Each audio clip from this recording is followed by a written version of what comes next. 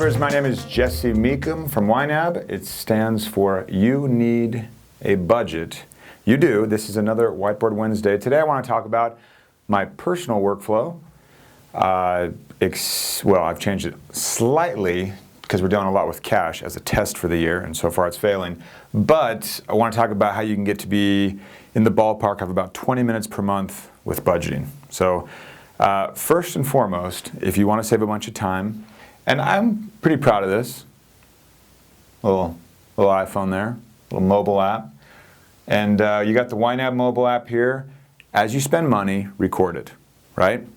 Then, now that we have bank file import or direct import, you can use either one of those options every so often, at least weekly. If you're just getting started, even more often, but at least weekly, import those transactions and reconcile so that you stay up to date. The key in having a budget meeting that's only about 20 minutes is to make sure that you can get up to date quickly. So about, once a week, you'll want to reconcile. Second, so you're staying up to date. You got your phone. As you spend, staying on top of things, you import every once in a while. And then, this is a goal symbol. On the right side of YNAB, you can see your goal there for a category. So click on a category, see on the right side that you can add a goal. Add a goal for everything. Treat the goals like a budget template. Now we all know that no month is normal, and the idea of a normal month is total fallacy, pipe dream, mirage, right? But we also can set up a template, and the goals help you do that. You can set up funding goals. You can say, well, Jesse, I don't have a goal for what I spend on clothing. I don't either, but you could set a funding goal and say, well, we're going to do $100 a month or whatever. So you set a funding goal, a target category balance goal, a goal by a certain date, whatever it may be. You pretty much put a goal on every single category. That immediately makes your category balances yellow if a goal is not on pace to meet its target, right? So when you've got all those yellow category balances on the right side, those are signals to you that you should, get going on that and fund it. Finally, now that you've got your app, everything was firing, you're up to date, you got everything imported and reconciled for the account side, then you look at the budget side, you've got goals set up for every single category, then you just click the quick budget button, and it's basically the underfunded button that it's called. We could probably work on explaining it a little better, because I think for some of you, you'll be like, what, this was a feature? That's our fault. But here I am explaining it in this way.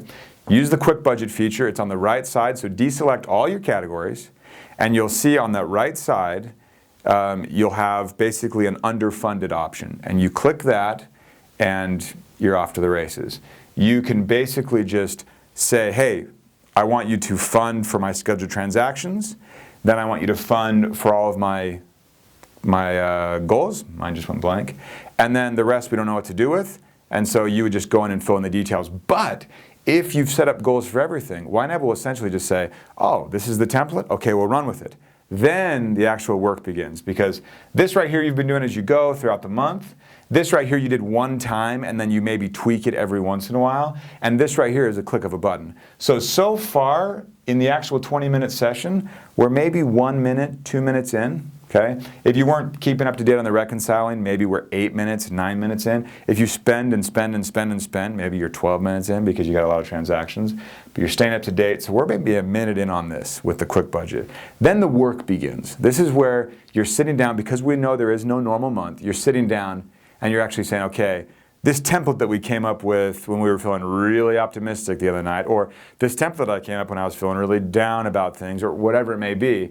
You made the template at one point, you probably have better information now, or at least you have kind of one-off little things that attack the budget, and you defend those off, or welcome them with open arms if they're a good thing.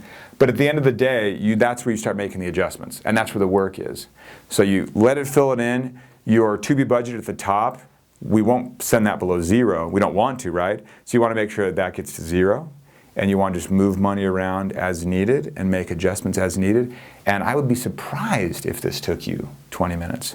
For me and Julie, I do the balancing part, keeping things up to date. She enters stuff on her phone, that's the deal. We've been doing a ton of cash to cut down on transactions. So far, it's been an absolute failure. But we're doing that, so we don't have a ton of transactions. We keep it up to date. We've done goals for everything. I make sure it's all reconciled. I hit the quick budget button, and then a final step over here would be like a picture of Julie.